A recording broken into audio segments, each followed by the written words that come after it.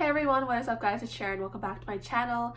If you are currently in the 11th or 12th grade and you are trying to apply for Parsons, you have most definitely heard of this thing called the Parsons Challenge.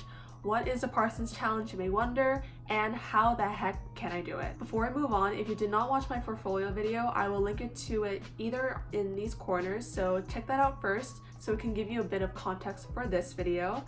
And so if you want more portfolio and career advice for making it into fashion, make sure to hit that like button, subscribe for more content, and make sure to hit that notification bell so you don't miss out on any videos to help you in your career and portfolio application. So by the end of this video, I will show you what exactly is the Parsons Challenge, my complete Parsons Challenge that I submitted for my portfolio last year, how I came up with the idea, and extra advice for you to create your own Parsons Challenge as well. So first off, what is the Parsons Challenge? I will read off the description the website has given us directly, and then I'll clarify a bit more afterwards. So here it says, create a new visual work inspired by the theme within a piece submitted in your portfolio. Support your process by writing one 500-word essay describing how your idea is developed. You may also submit up to 2 additional visual pieces that document your process. All forms of media are acceptable: drawing, video, photography, sculpture, all those things. The Parsons Challenge helps the admission committee understand how a prospective student develops ideas, visually communicates these ideas, and defends their work in writing.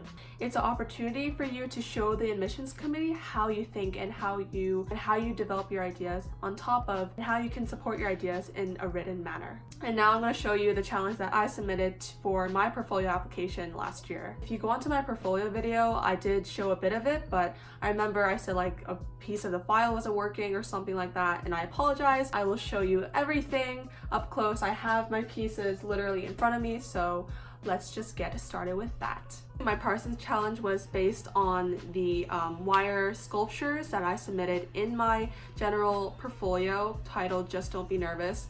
It was basically a message about anxiety and trying to portray feelings of anxiety towards users who would wear the actual headpiece. I had it in my closet for a while, but because it was getting rusty, I did unfortunately have to throw it out. Nonetheless, I did save this one piece of it. This is kind of like the arm. Oh wait, it's like black on black, but this is like the hand claw part. So this is what I based my 3 extra pieces on.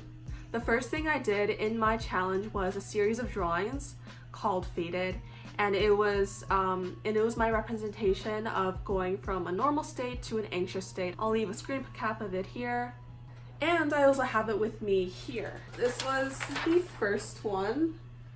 The first drawing that I did, it was with charcoal and sort of white like pencil crayons. And since I did a total of 3 drawings for one piece, and then each drawing took around like 4 or 5 hours.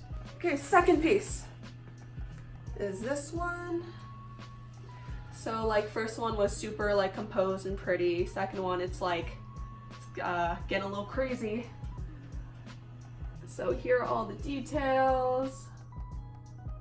I tried to imitate how frustrated I'd feel if I would be really anxious. So I started scribbling at it, started rubbing my hands against it just to further portray how I actually created this piece, also match the concept of this feeling of being overwhelmed. So that's my second drawing. And last, my third drawing is this one. As you can tell, it's really, you can almost not even see the actual face here, but that was sort of the point in it, to literally represent how frustrated I was. When I have these feelings of anxiety, I actually crumbled the pages, I stomped on them, I started scratching at it with my nails. This was a small thing I thought of. Because it made this rip here, I thought, what if I just put a little detail in there? So if you see, it might be backwards from the recording, but it says exit with an S in the middle, so it's like exit or exist. And I thought that was just a cool little nugget for my piece. Now the second piece I did, this was a piece that I said sorry, the file is not showing up. I essentially made a pillow, which I'll show here, which is this. Ta-da! So just a quick twirl. And for this one, my concept was, I was thinking about other ways I can portray anxiety, and I basically wanted to show anxiety in 3 different ways, sort of like Joseph Kosuth's 1 and 3 chairs. It was like late at night during praise practice, and I just thought, wait, Parsons challenge means like 3 different things. So Joseph Kosuth, 1 and 3 chairs, physical, written, the definition. So I thought that's perfect for mine, because the portfolio anxiety part was the physical, sculptural part. The drawings were the illustration part, and this one was like the written part. Instead of like the definition for anxiety, the times I did get like a panic attack, I would write down all the things that I would be thinking about, and then I tore all my diary pages, and then I stitched them into like this sort of crumpled fabric, which is this part here. And I made like the stitching super like loose. I left this part super rugged, while the other side I left really clean. And in my descriptions I was saying like one side you would sleep on it, this represents you feeling like really calm and in your normal state, and then when you feel really anxious, this part happens. So yeah.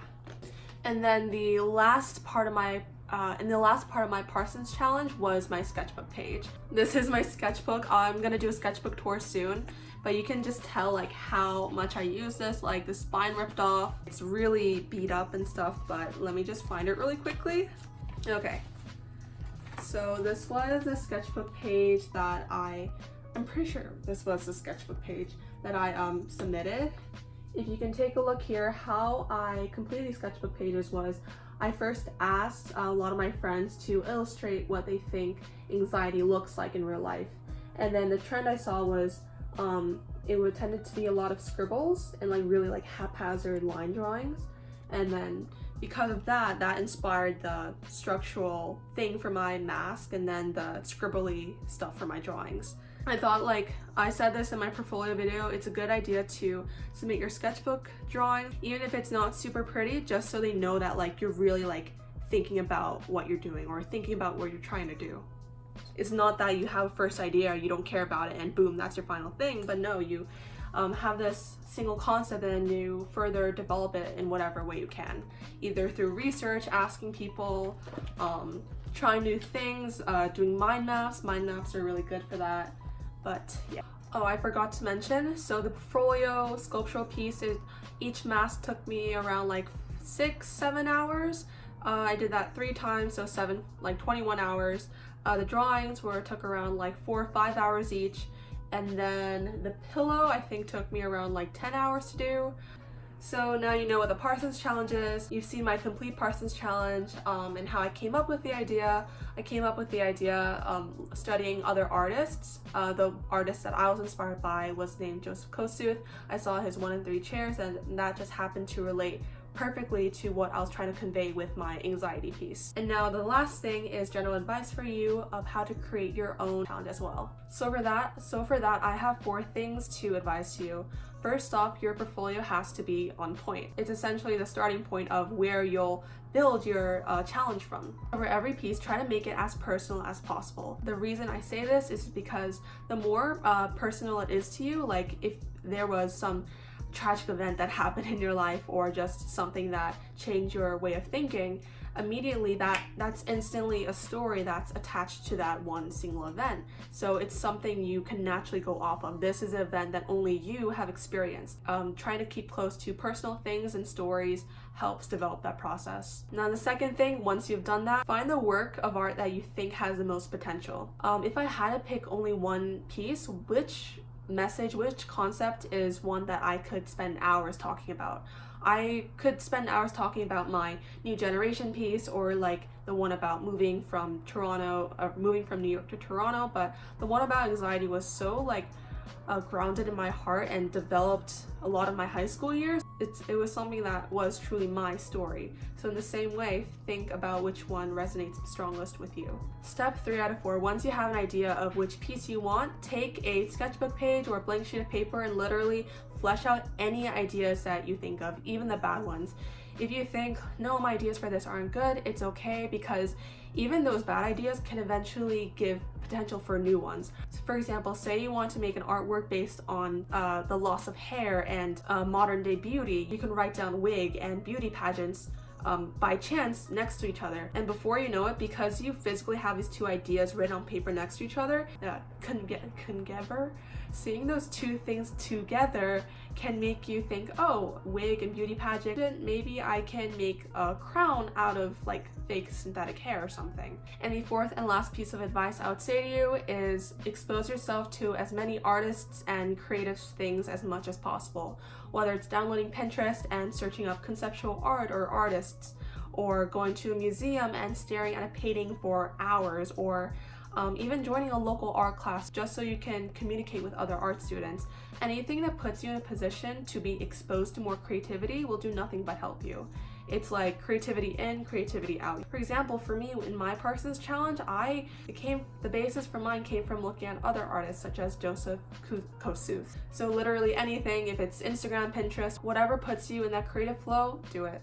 That is it for the advice. Now a recap of everything. The Parsons Challenge is essentially creating 1 to 3 extra works from one piece in your portfolio, and then it's a way to help the admission committee understand how you think creatively, so make sure it's a topic you feel most strongly about. Second thing, I showed you my challenge. It was essentially about anxiety, but not that in isolation, but I chose it because it was so personal to me, and I realize as an artist you have to share your personal voice with the world. Third thing, I came up with the idea while I was studying other artists, and it just happened to manifest in my head when I was just marinating in all these ideas, and yeah, being in this creative space helped further nourish my own ideas.